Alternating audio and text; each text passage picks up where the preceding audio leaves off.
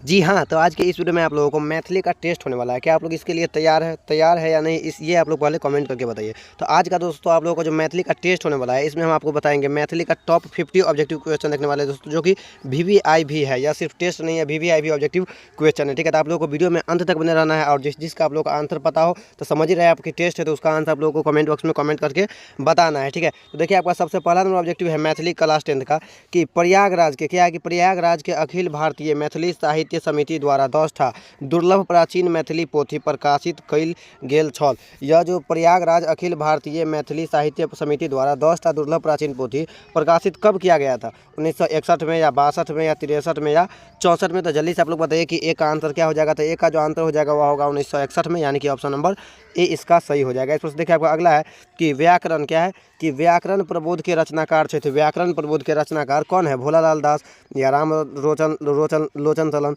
शरण, या काशीकांत मिश्र मधुप, या दिनेश्वर लाल आनंद? तो आप लोग बताइए कि व्याकरण प्रबोध के रचनाकार कौन थे? तो व्याकरण प्रबोध के जो रचनाकार है वो है भोलालाल दास, यानी कि ऑप्शन नंबर ए ही इसका राइट आंसर हो जाएगा। तो याद रखिएगा कि व्याकरण प्रबोध का रचनाकार कौन है? तो भोलालाल दास। इस पर से देखिए आपका अगला है कि त्रिभाषा सिद्धांत अछि। त्रिभाषा सिद्धांत अछि, देखिए त्रिभाषा सिद्धांत किसका है? ऑप्शन ए है मातृभाषा, बी है राष्ट्रभाषा, सी है विश्व भाषा, और डी है उक्त तीनों। तो आप जानते ही है कि लगभग अक्सर जो मैथिली में होता है वह उक्त तीनों वाला ही आंसर होता है, यानी कि इसका जो आंसर हो जाएगा त्रिभाषा सिद्धांत या उक्त तीनों हो जाएगा। इसको देखिए नेक्स्ट आपका कि प्राचीन योजन से क्या है कि प्राचीन योजन का हिसाब से कोशी से गंडकी धरि मिथिला के 24 योजन, या 25 योजन, या 26 योजन, या 27 योजन? तो आप लोग जल्दी से बताइए कि 4 का आंसर क्या हो जाएगा। तो 4 का जो आंसर हो जाएगा वो 24 योजन हो जाएगा, यानी कि ऑप्शन नंबर यही इसका सही हो जाएगा। अगला है कि गोदावरी दत्त के राष्ट्रपति हाथ से क्या है कि गोदावरी दत्त से राष्ट्रपति के हाथ से श्रेष्ठ शिल्पी के पुरस्कार दिया गया कब? 1973 में, या 75 में, या 77 में, या 1980 में?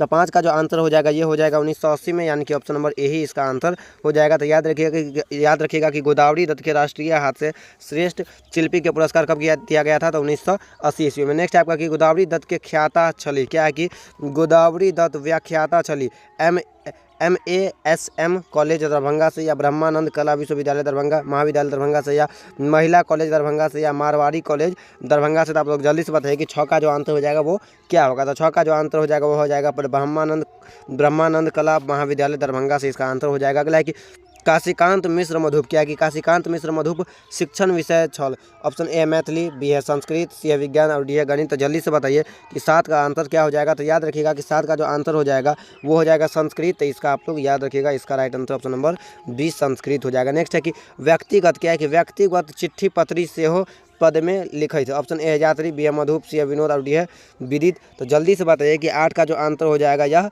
क्या हो जाएगा। ठीक है ना, तो इसका जो आंसर हो जाएगा ये हो जाएगा मधुप, यानी कि ऑप्शन नंबर बी इसका सही हो जाएगा। तो आप लोग वीडियो में अंत तक बने रहेगा। ठीक है, और जिस चीज़ का आपको आंसर पता हो उसका आंसर आप लोग कमेंट बॉक्स में कमेंट करके बताइएगा। और आप लोगों का जो हम 50 ऑब्जेक्टिव क्वेश्चन देखने वाले हैं, इसमें से कितना ऑब्जेक्टिव क्वेश्चन सही हुआ है ये आपको वीडियो के अंत में बताना है। इस पर नंबर है आपका कि बाबा क्या है कि बाबा नाम से संबोधित छला। ऑप्शन ए है काशीकांत मिश्र मधुप, बी है वैद्यनाथ मिश्रा यात्री, सी है जयकांत मिश्र, और डी है नवीन चंद्र मिश्र? तो 9 का जो आंसर हो जाएगा ये हो जाएगा आपका वैद्यनाथ मिश्र यात्री, यानी कि ऑप्शन नंबर बी इसका सही हो जाएगा। अगला कि सुभद्र झा। नेक्स्ट है कि सुभद्र झा ज्ञाता चला। सुभद्र झा ज्ञाता चला मैथिली के भाषा के, या संस्कृत के, या फ्रेंच के, या उक्त तीनों के? तो आप जान ही रहे कि इसमें भी क्या हो जाएगा, उक्त तीनों ही हो जाएगा। तो याद रखिएगा कि सुभद्र झा जो थी वह सभी भाषा की ज्ञात थी। इसका ऑप्शन नंबर डी आंसर हो जाएगा। अगला है कि डर शब्द के विशेषण हो। डर शब्द का विशेषण क्या होता है? ऑप्शन ए है डरल, बी है डेरायन, सी है डरावत, और डी है उक्त तीनों? तो 11 का जो आंसर हो जाएगा ये हो जाएगा, ये भी हो जाएगा उक्त तीनों ही, यानी कि ये सभी इसका answer option number A B C सभी हो जाएगा डर का विशेषण। अगला है कि महेंद्र शब्द का संधि विच्छेद क्या होगा? महेंद्र शब्द जो है एक, इसका संधि विच्छेद आपको बताना है। ऑप्शन ए है महाजोर इंद्र, बी है मही जोर इंद्र, सी है आपका महे जोर इंद्र, और डी है म जोर हेंद्र? तो 12 का जो आंसर हो जाएगा ये हो जाएगा आपका ऑप्शन नंबर ए, यानी कि ए में क्या है महाजोर इंद्र, यही इसका आंसर हो जाएगा। तो याद रखिएगा कि महेंद्र का संधि विच्छेद क्या होगा? महाजोर इंद्र। अगला है कि देवर्षि।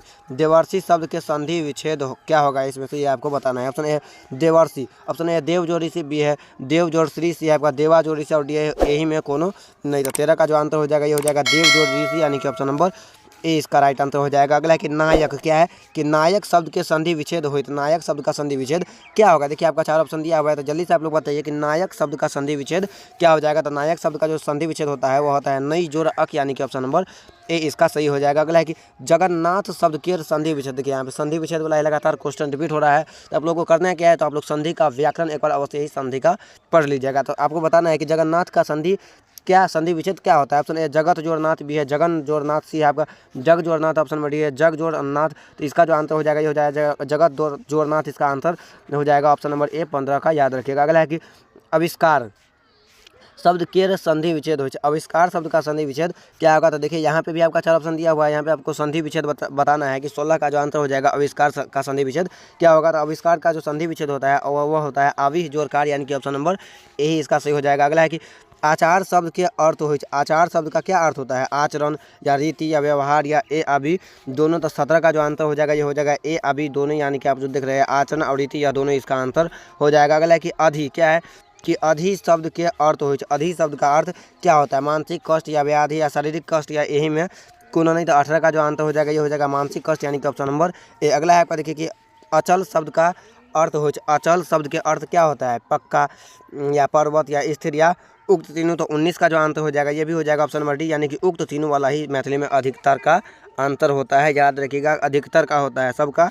नहीं होता है। नेक्स्ट देखिए आपका है कि आवेदन शब्द के क्या कि आवेदन शब्द के अर्थ हो, आवेदन शब्द का अर्थ क्या होता है, दरखास्त या निवेदन या याचना या यही में कोनो नहीं। तो आवेदन शब्द का जो अर्थ होता है वह होता है निवेदन, यानी कि ऑप्शन नंबर जो आप बी में देख रहे हैं यही इसका आंसर हो जाएगा। अगला है कि पनिबट क्या कि पनिबट शब्द समास के भेदक अंतर्गत अवैध तत्पुरुष या कर्मधारय या द्विगु के या द्वंद्व के। तो जल्दी से बताइए कि 21 नंबर क्वेश्चन का आंसर क्या हो जाएगा। तो 21 नंबर क्वेश्चन का जो आंसर हो जाएगा ये हो जाएगा तत्पुरुष, यानी कि ऑप्शन नंबर ए इसका सही हो जाएगा। अगला है कि पतझड़, पतझड़ शब्द के समास के भेदक अंतर्गत अवैध, पतझड़ शब्द जो है या समास के किस भेद के अंतर्गत आता है। ऑप्शन ए बहुव्रीहि के, बी है कर्मधारय के, सी है द्विगु के और डी है द्वंद्व के। जो पतझड़ शब्द जो है ये आपका आता है बहुव्रीहि समास के अंतर्गत, यानी कि ऑप्शन नंबर ए इसका सही हो जाएगा। अगला है आपका देखिए कि विद्यापति के पोथी, विद्यापति पोथी कौन भाषा में लिख लेने, आपसे यहाँ पे ये पूछ रहा है। तो देखिए ऑप्शन ए संस्कृत में, बी है अवहट में, सी है मैथिली में और डी है उक्त तीनों भाषा में। तो आप जान ही रहे कि इसका भी आंसर क्या हो जाएगा, उक्त तीनों भाषा में ही इसका आंसर हो जाएगा। अगला है कि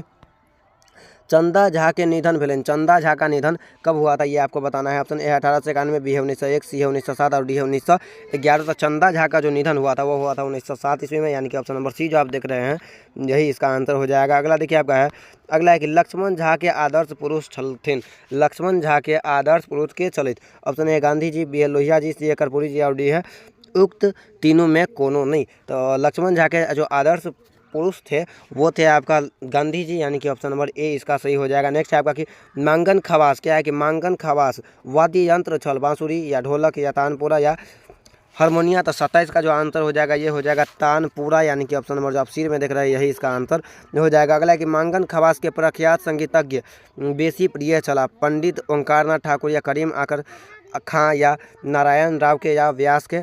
इसका जो राइट आंसर हो जाएगा 28 नंबर क्वेश्चन का ये हो जाएगा पंडित ओंकारनाथ ठाकुर, यानी कि ऑप्शन नंबर ए जो है यही इसका आंसर हो जाएगा। अगला है कि ए हिस्ट्री ऑफ मैथिली लिटरेचर क्या है। देखिए आपकी ए हिस्ट्री ऑफ मैथिली लिटरेचर के रचनाकार क्षेत्र जयकांत मिश्र या सुभद्र झा या लक्ष्मण झा या रत्नेश्वर मिश्र। तो 29 नंबर क्वेश्चन का जो आंसर हो जाएगा ये हो जाएगा जयकांत मिश्र, यानी कि ऑप्शन नंबर ए ही इसका राइट आंसर हो जाएगा जो आप लोग देख रहे हैं। अगला कि लिली रे के, लिली रे के साहित्य अकादमी पुरस्कार भेटले, लिली रे के साहित्य अकादमी का पुरस्कार किस चीज़ पे मिला था, रंगीन पर्दा पे या मरीचिका पे या पटाक्षे पे या उपसंहार पे। तो इसका जो आंसर हो जाएगा 30 नंबर क्वेश्चन का, इसका आंसर हो जाएगा मरीचिका पे, यानी कि ऑप्शन नंबर बी इसका आंसर हो जाएगा। तो अगर आप लोगों को वीडियो अच्छा लग रहा है तो वीडियो को लाइक करके चैनल को सब्सक्राइब कर लीजिएगा ताकि आने वाला ऐसा भी वीडियो आपके पास अवश्य ही पहुँचे और जल्द ही। अगला देखिए आपका है कि मातवर कथा संग्रह के कथाकार, मातवर जो कथा संग्रह है इसका कथाकार कौन है, अशोक या राजमोहन झा या उमाकांत या भाग्य नारायण झा। तो 31 नंबर जो क्वेश्चन है इसका जो आंसर हो जाएगा ये हो जाएगा अशोक, यानी कि ऑप्शन नंबर ए में जो आप देख रहे हैं यही इसका आंसर हो जाएगा। तो याद रखिएगा कि मातवर कथा संग्रह के कथाकार कौन है, तो अशोक है। इसमें से देखिए नेक्स्ट आपका 32 नंबर है कि पाठ्य पुस्तक में क्या है कि पाठ्य पुस्तक में महेंद्र मलंगिया के एकांकी। इनमें से जो आप ऑप्शन देख रहे हैं इनमें से महेंद्र मलंगिया का एकांकी कौन है। ऑप्शन ए काठक लोक, बी है काम के चुतैये, ऑप्शन नंबर सी है आपका क्लेभरा अनहर में एक्साइड, ऑप्शन नंबर डी है राजा सलेश। तो इसका जो आंसर हो जाएगा 32 नंबर क्वेश्चन का ऑप्शन नंबर सी हो जाएगा लेभरा अनहार में एकटा इजोत। नेक्स्ट आपका देखिए कि बंग भंग क्या है कि बंग भंग आंदोलन भेल, बंग भंग आंदोलन कब हुआ था, 1905 में या 6 में या 7 में या 1908 में तो बंगाल भंग भंग आंदोलन जो हुआ था ये हुआ था 1905 में, यानी कि ऑप्शन नंबर ए इसका आंसर हो जाएगा। अगला है कि बाबाक आत्मीयता, क्या है कि बाबाक विजया के नामक कृति उमाकांत के या अशोक के या लिली रे के या राजमोहन झा के। तो 34 का जो आंसर हो जाएगा ये हो जाएगा उमाकांत के, यानी कि ऑप्शन नंबर ए इसका आंसर हो जाएगा। नेक्स्ट है आपका कि एकांकी, क्या है नेक्स्ट क्वेश्चन कि एकांकी संग्रह सोनक ममता के रचनाकार है। सोनक ममता के रचनाकार कौन है? भाग्य नारायण झा या महेंद्र मलंगिया या प्रबोध नारायण झा या प्रभास कुमार चौधरी। तो 35 का जो आंसर हो जाएगा दोस्तों ये हो जाएगा ऑप्शन नंबर ए, यानी कि भाग्य नारायण झा इसका सही आंसर हो जाएगा। अगला है आपका देखिए कि एक 36 नंबर क्वेश्चन है कि लोक के, क्या है कि लोक के जीवाक लेल सबसे आवश्यक है। देखिए लोक को जीने के लिए इसमें जो चारों ऑप्शन दिख रहे हैं सभी आवश्यक है, लेकिन आपसे यहाँ पे ये पूछ रहा है कि सबसे ज़्यादा क्या आवश्यक है। तो सबसे ज़्यादा जो आवश्यक है वह है हवा, क्योंकि हवा के बिना हम लोग कुछ सेकंड तक भी जीवित नहीं रह सकते थे। इसलिए 36 का राइट आंसर क्या हो जाएगा? ऑप्शन नंबर बी हो जाएगा। नेक्स्ट है कि एक आदि एक अंत कथा के संग्रह अछि। एक आदि एक अंत कथा संग्रह अछि के राजमोहन झा के या लिली रे के या उमाकांत के या विभा रानी के। तो 37 का जो आंसर हो जाएगा ये हो जाएगा राजमोहन झा के, यानी कि ऑप्शन नंबर ए इसका राइट आंसर हो जाएगा। अगला कि चंद्रमुखी दाई के पुत्र अछि। चंद्रमुखी दाई पुत्र अछि, ऑप्शन ए रामू, बी है देवू, सी है फूल और डी है गुलाबी। तो चंद्रमुखी दाई के जो पुत्र अछि ये फूल, यानी कि ऑप्शन नंबर 38 का सी हो जाएगा। नेक्स्ट आपका देखिए है पटाक्षेप उपन्यास लिखलन। पटाक्षेप उपन्यास कौन लिखे थे? लिली रे या अशोक या राजमोहन झा या उमाकांत। से इसका आंसर आप लोगों को बताना है कि 39 नंबर क्वेश्चन का आंसर क्या हो जाएगा। तो इसका पटाक्षेप जो लिखी थी वह लिखी थी लिली रे, यानी कि ऑप्शन नंबर ए। अगला है कि भारत छोड़ो, क्या है कि भारत छोड़ आंदोलन भेल 1945 में या 47 में या 50 में या 42 में। तो भारत छोड़ो आंदोलन कब हुआ था? तो भारत छोड़ो आंदोलन जो हुआ था ये हुआ था आपका 1945 नहीं, इसका जो आंसर हो जाएगा 1942 में हो जाएगा, क्योंकि आप लोग को पता है ना इसका ऑप्शन आपको गलत दिया हुआ है। तो आप लोग बताइए कि इसका आंसर क्या हो जाएगा। भारत छोड़ो आंदोलन कब हुआ था? 1942 में। तो देखिए नेक्स्ट है कि सीता नाटक के रचयिता अछि। सीता नाटक के रचयिता कौन है? उमाकांत या अशोक या महेंद्र मलंगिया या भाग्य नारायण झा। तो 41 नंबर क्वेश्चन का जो आंसर हो जाएगा महेंद्र मलंगिया हो जाएगा, यानी कि ऑप्शन नंबर ए। अगला है कि भारतीय राष्ट्रीय कांग्रेस की स्थापना कैलन। भारतीय राष्ट्रीय कांग्रेस का स्थापना कौन किया था? सुरेंद्र बनर्जी या बाल गंगाधर तिलक या ए ओ ह्यूम या गोपाल कृष्ण गोखले। तो भारतीय राष्ट्रीय कांग्रेस का जो स्थापना किया था वो किया था ए ओ ह्यूम। तो याद रखिएगा कि भारतीय राष्ट्रीय कांग्रेस का स्थापना कौन किया था? ए ओ ह्यूम। और अगर आपसे इसका प्रथम अध्यक्ष पूछा जाए तो प्रथम अध्यक्ष कौन होगा? तो वो होगा WC बनर्जी, याद रखिएगा। नेक्स्ट आपका देखिए है कि वैद्यनाथ मिश्रा यात्री के साहित्य अकादमी पुरस्कार भेटलन किस चीज़ पे? चित्रा पे या पत्र नग्न गाछ पे या पारो पे या नवतुरिया पे। तो 43 नंबर क्वेश्चन का जो राइट आंसर हो जाएगा 43 नंबर क्वेश्चन का ऑप्शन नंबर बी हो जाएगा, यानी कि पत्र नग्न गाछ पर इसका आंसर हो जाएगा। अगला है कि हाथ के मैल का अर्थ क्या होता है? हाथ के मैल का अर्थ क्या होता है? तुच्छ वस्तु या पछतायब या कुरियायब या खाली होयब। तो इसका जो आंसर 44 नंबर क्वेश्चन का हो जाएगा तुच्छ वस्तु, यानी कि बहुत कम वस्तु हाथ का मैल, इसका आंसर हो जाएगा। अगला है कि मूड़ी उठायब के अर्थ, मूड़ी उठाना का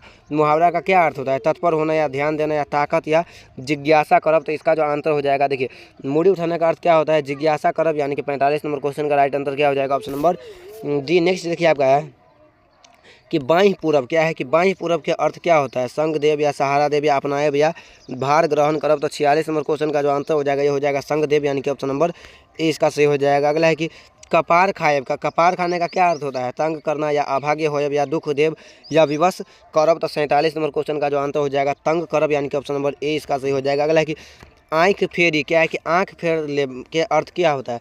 आँख फेर लेना मुहावरे का अर्थ क्या होता है? तो आँख फेर लेना मुहावरे का अर्थ होता है प्रतिकूल होना, यानी कि ऑप्शन नंबर ए इसका सही हो जाएगा। नेक्स्ट देखिए आपका 49 नंबर है। 49 नंबर है कि आगू नाथ न पागू पगहा। सुने ना आप लोग ये कहावत, आगू नाथ न पागू पगहा के अर्थ क्या होता है? ऑप्शन ए है आगा पाछा केओ न हो, बी है अनाथ हो, सी है एस करुआ और डी है उक्त तीनों। तो 49 नंबर क्वेश्चन का जो आंसर हो जाएगा ये हो जाएगा उक्त तीनों, क्योंकि मैथिली में अधिकतर क्वेश्चन का right answer option number D उक्त तीनों ही होता है। अगला है कि ऊँट के मुंह में जीरा, जानते हैं ना कि ऊँट के मुंह में जीरा का मतलब क्या होता है? बहुत कम। क्या होता है देखिए, वैसे आप इसका ऑप्शन देख लीजिए थोड़ा मात्रा में या पेटू के अल्पहार या तातल तक। यहाँ पे जो आप तीनों ऑप्शन देख रही है सभी का एक ही मतलब है, इसीलिए इसका आंसर ऑप्शन नंबर डी 50 का हो जाएगा। नहीं 50 का right answer option number D कैसे होगा? सभी का मतलब ये कैसे होगा? ऊँट के मुंह में जीरा का मतलब बहुत थोड़ा होता है ना, बहुत कम। तो इसका आंसर ऑप्शन नंबर ए हो जाएगा। तो याद रखिएगा कि ऊँट के मुंह में जीरा का मतलब क्या होता है? थोड़ा मात्रा में। तो 50 का आंसर क्या हो जाएगा? ऑप्शन नंबर ए हो जाएगा। तो आप लोग कमेंट करके बताइए कि आप लोगों का इस 50 में से कितना ऑब्जेक्टिव क्वेश्चन सही हुआ है। और अगर आप आगे भी इसी तरह का वीडियो देखना पसंद करते हैं तो वीडियो को लाइक और चैनल को सब्सक्राइब तो अवश्य ही कर लेना है। तो चलिए मिलते हैं फिर से किसी और नेक्स्ट वीडियो में और नए टॉपिक के साथ। तब तक के लिए जय हिंद, जय भारत।